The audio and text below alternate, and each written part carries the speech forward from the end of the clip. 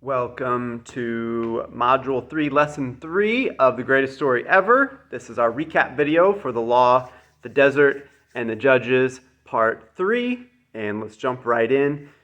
You probably noticed as you were reading our passages, our stories for this week, that we have a shift here in tone, really, right? As we're coming out of pure law, pure legal code, out of the book of Leviticus. And we're jumping back into the books of Exodus and Numbers for this week, which are much more narrative in their form and in their approach to telling us about what God is doing in this part of the story. So hopefully this is maybe back to a little bit more of an easy read for people as we get more a story form than we do just sifting through, pure law. What we're going to do is we're going to skip around a little bit. I'm going to have a few points out of chapters that I felt were important. As always, please feel free to hop on the message board if there's things that I don't cover in this video and that we didn't get to in class, that you thought were interesting or intriguing or questionable, and that you would like to have the class weigh in on and discuss a little bit. I think that would be an excellent use of that resource for us. This week, though, let's start in Exodus 24. And Exodus 24, I thought, was an important chapter for us to read. We're going to actually go back a little bit in time. I'm going to have you step back. We've already read the actual law, and this happens right before the law is given, okay? So it's kind of an interesting, you're going to have to kind of wrap your mind around this and come back in time with me a little bit. Pre-law being given here in Exodus 24, and we have Moses helping the people in several different ways. In this chapter, we see Moses acting as both mediator and officiant, meaning that he's serving really two functions here. Number one, as mediator, he's the person going between God and the people here. Did you notice this? Did you catch this? Moses will go to the people and bring the people's questions, their concerns up onto the mountain, and he'll meet God and he'll converse with God and talk to God about those. And then he'll come back with commandments and advice and guidance from God and bring those back to the people and discuss those with them back on the ground. So this constant back and forth is really helpful as Moses serves this role of helping the people understand what God wants from them, what God is desiring at this stage of their journey. And he's acting as an officiant, which means that he's the official in charge of the enactment of the covenant of the people. He's explaining the covenant, what God is doing here in this chapter, in making this agreement with the people and giving them the law. And he's the person who goes through the ritual, right? The rites of enacting that covenant and formalizing it for the people. So the covenant is obviously a huge theme to this chapter here in Exodus 24. God making an agreement with the people. And really, this is not a new covenant, right? We've talked about many covenants before. In class, I asked this question, throw out all the covenants you can think of, and people nailed all the key ones, right? You've got a covenant with Abram that's really important. A covenant with Noah that's really important. A covenant with all the way back to Adam and Eve even. We can say that it was a less formalized covenant, but certainly we see that there was a covenant agreement even from the very start at the creation of the universe and of people.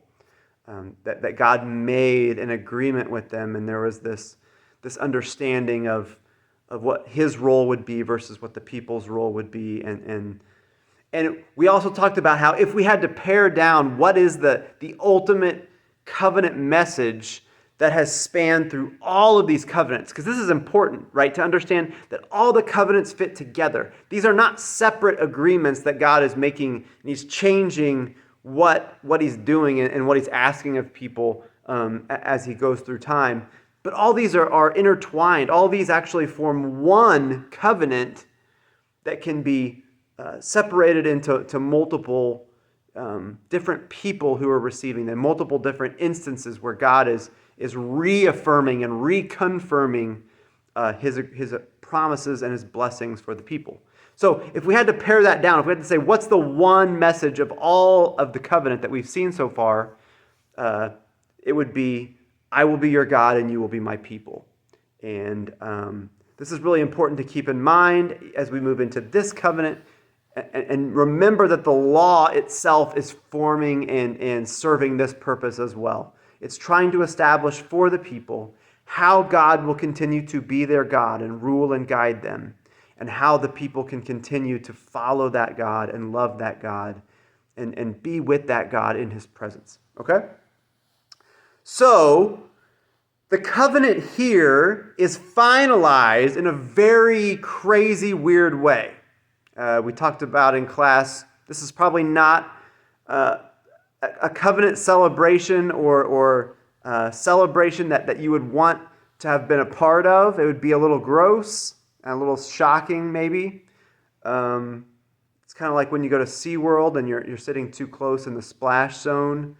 However, instead of just, kind of yucky water being splashed up on you, like maybe at SeaWorld, here we're getting blood. We're getting blood spilled on the people. So let's talk about this.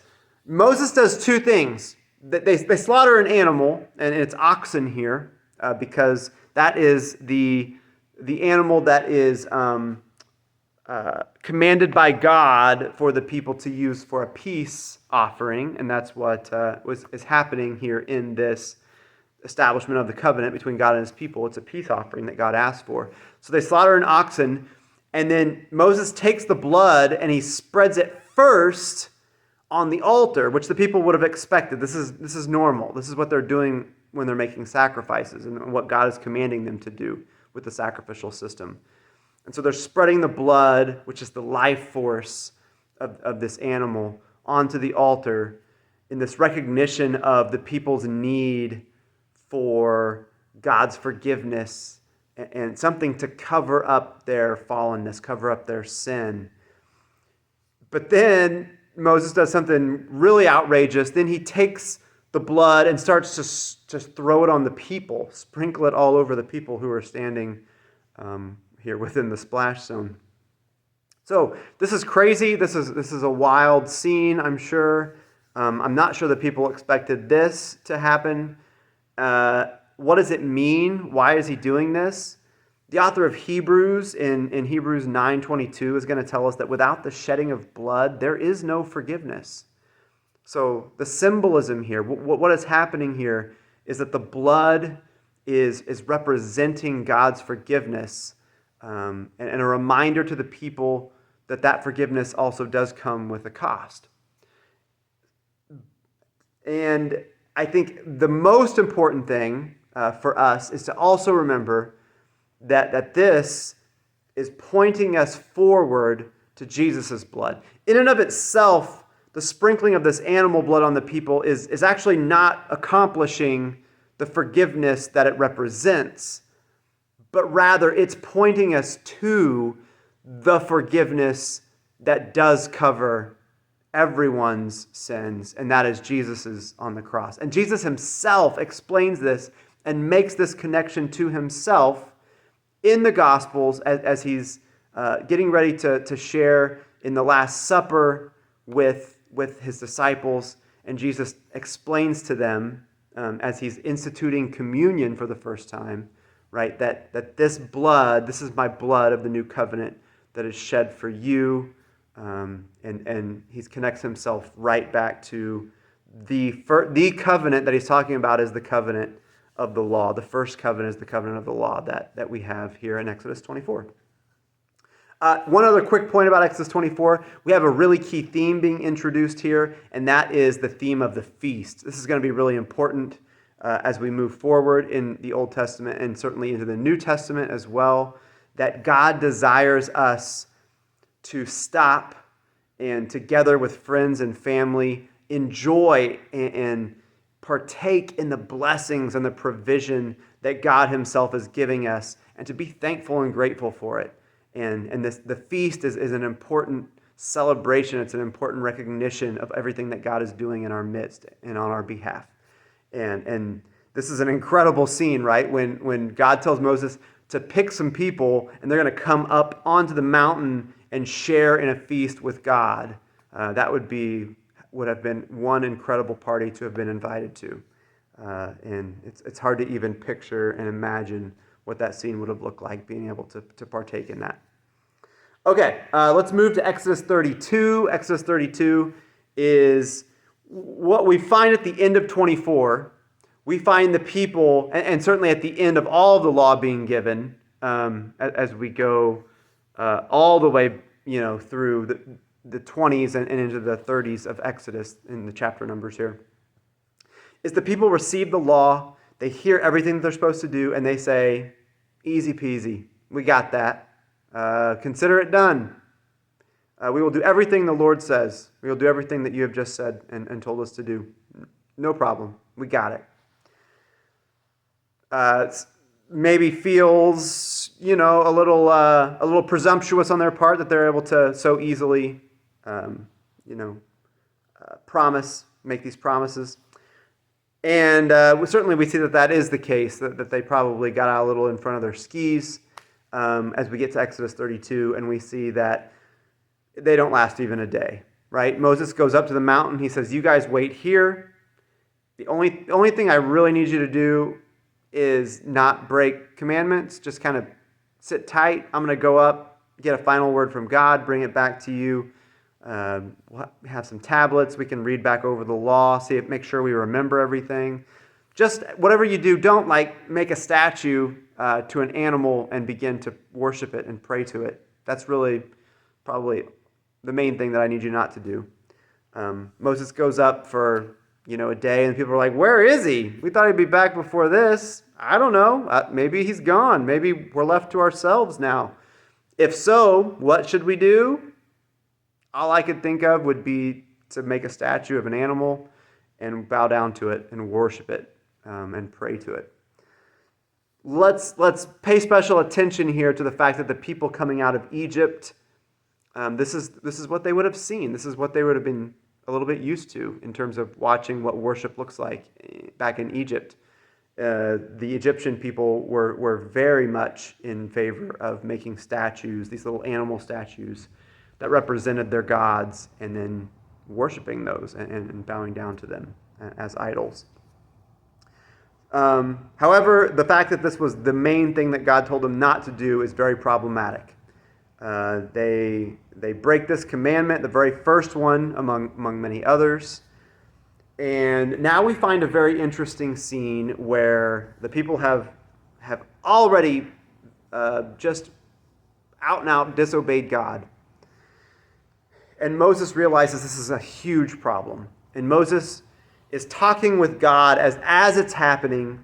And God is like, you have no idea what is happening down there. The people they're rebelling against me. They're revolting. They're turning away from me to other gods already.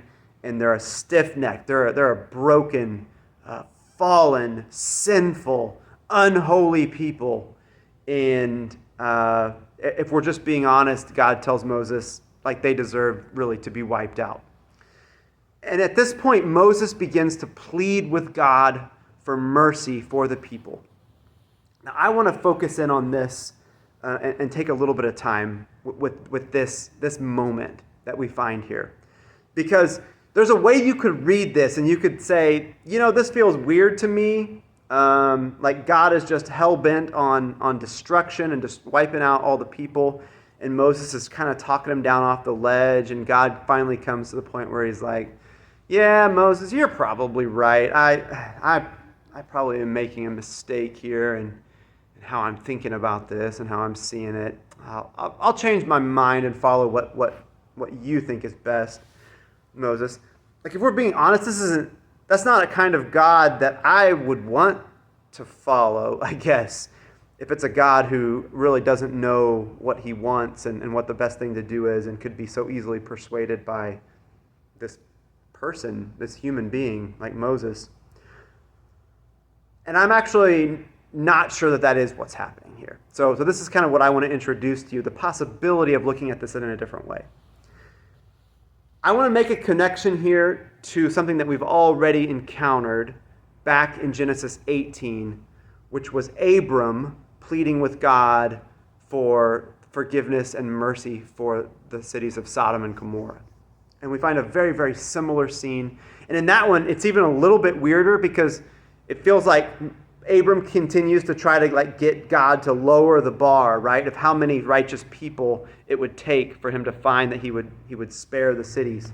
And he keeps coming like, how about 10? And God's like, okay, yeah, sure. How about 8? Yeah, 8's fine. How about 5? He gets him all the way down to 5. It starts up in like 50 or something, right? And he gets him down to 5 people, and he says, yes, for the sake of 5 people, I will spare the city. And for years I read this and I was like, this is so weird. What a weird passage. I don't really know what's going on with it. And then over time, as I've thought and prayed and through these passages, this one here in Exodus and that one in Genesis, it has occurred to me that maybe my conception of prayer and my own discussions of God are a little bit turned the opposite direction. And what I mean is this. I tend to think of myself and think of what Abram and Moses are doing here as trying to convince God. And when I pray to God, I'm trying to sort of talk God, even if this is not your will, God, I'm going to try to talk you out of what your will is into what I think is best for me and my family and friends and people around me. And that's what the purpose of my prayer is. But I want to suggest something different, that we consider that actually the opposite is happening. And that in these moments, God is influencing us. God is transforming our will and our mind, not the other direction.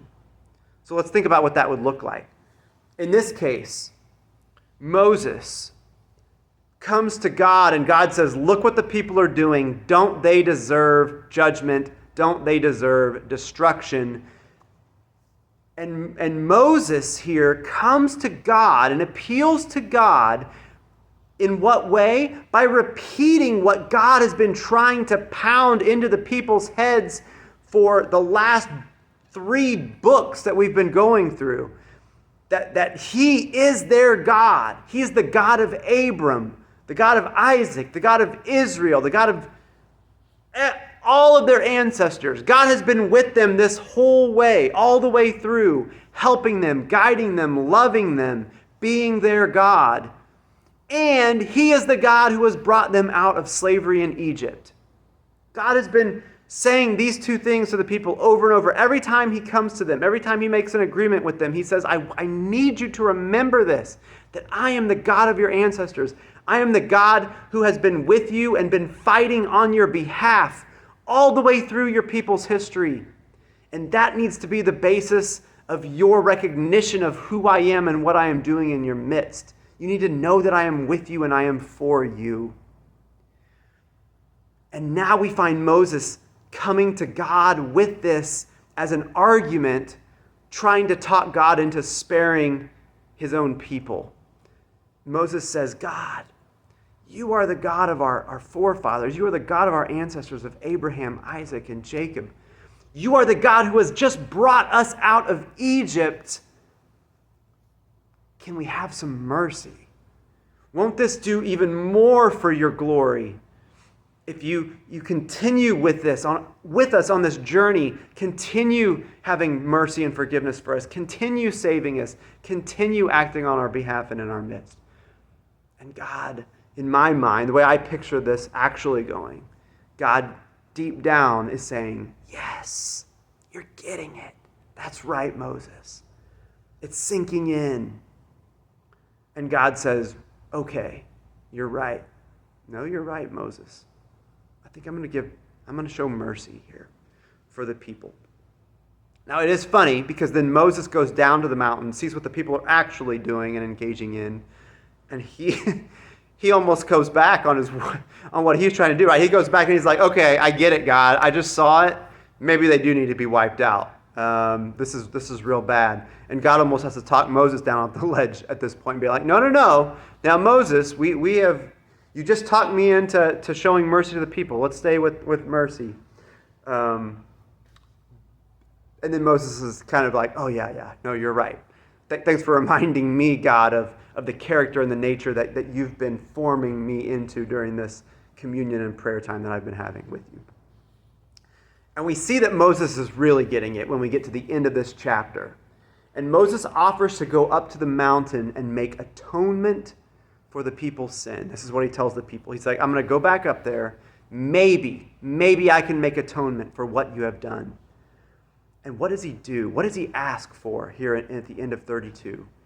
He does this by offering to be blotted out of God's book instead of all of the people. This, I think, is our clear picture that Moses is getting it and that God has successfully begun to transform Moses' heart and to see and understand what God's plan is to rescue his people and redeem his people, what God is going to be doing. God does not grant Moses' wish here and let Moses be blotted out and take the punishment on behalf of the people. But God's plan is that someone will step into the people's place here and offer to sacrifice themselves, and that person is Jesus, right? Jesus is going to come and successfully accomplish this. We'll go back to our typology. We've been talking about typologies a little bit in the last couple of sessions, and say here that Jesus is the true and better Moses who offers to sacrifice himself on behalf of those who have sinned against God. And unlike Moses, who God does not allow to do it, actually does it. This is God himself taking this on for the people. Okay, let's move on. Numbers 13 and 14, we have the sending of the spies. The point I want to make here is I want us to focus on the fear of the people. And that fear is one of the biggest enemies, not only of courage, because that's an easy opposite observation to make, but fear is the biggest enemy of trust. What we find here is not just a lack of courage, but a lack of trust by the people in God. This is possibly the strongest statement that we've seen Israel and their lack of faith. Yet, they actually go so far here as to say, Moses is done as leader. Let's choose a new leader who will take us back to Egypt so we can be slaves the way we had it before. And that's so much preferable than what's going on right now.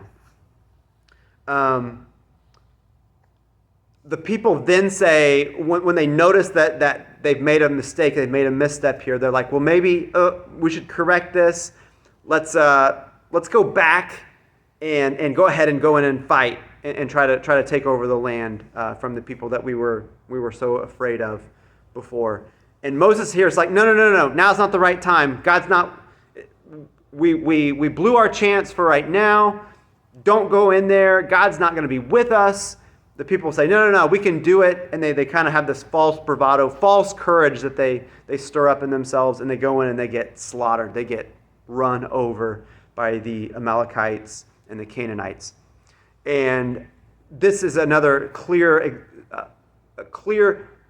picture for us that what is going on here is not just merely courage, but it's following God, and it's trusting in God, and it's knowing that God is the one who is with us and for us and doing all this on our behalf. Okay, let's move then to Numbers 20 and wrap this up. This is another interesting chapter. It's Moses striking the rock again. The people still need water. There's still a lack of water. What's really the problem that's going on here? God commanded Moses to tell the rock to produce water this time, right? This is different than the one we studied before, where he commanded him to strike the rock with the staff. And here he says, just tell the rock to produce the water for the people, and it will. The water will come out. But Moses gets up on the rock, and he's like, you ingrates, you rebels, you want water? Here's your water. And he strikes it with the staff again, and the water flows all out. So we could frame this in multiple ways. We could say, what's the problem? Moses gets punished here by saying that he can also not go into the promised land, and that he will now die outside of Canaan and will not get to see it with his own eyes. So what was Moses' issue? Was it pure disobedience that God told him to do one thing and he did another? Potentially. Was it his anger? Is anger the key sin here? Because he seems like so overcome with anger and frustration. I think that's part of it as well. However, I think our redemptive historical lens is going to add another layer to the meaning here and is going to be really helpful to us. Let's think about what this represented the first time that God asked him to strike the rock. That it was almost God taking on the judgment of the people and the lack of people's faith. And we see the water flowing out, and it's like Jesus. We made the connection to Jesus on the cross and the being pierced with the spear and the blood and the water flowing out, right? And this incredible scene and the living water that Jesus provides for people. The idea then here is that God has already been struck once. The rock has already been struck, the water has already flown, and that is sufficient. That God being struck is sufficient to produce eternal life for all. You don't have to keep going back and doing it over and over and over. You can just talk to him now. You can just ask for eternal life. You can ask for the living water that we all need, and God is going to provide that, and he provides that through Jesus and through his sacrifice. All right, that's it for today. Hope you guys are enjoying the story. I think it's incredible, and I can't wait to dive into more with you next week. There's going to be a video for next week, and there'll be more on that later in the week. Bye for now.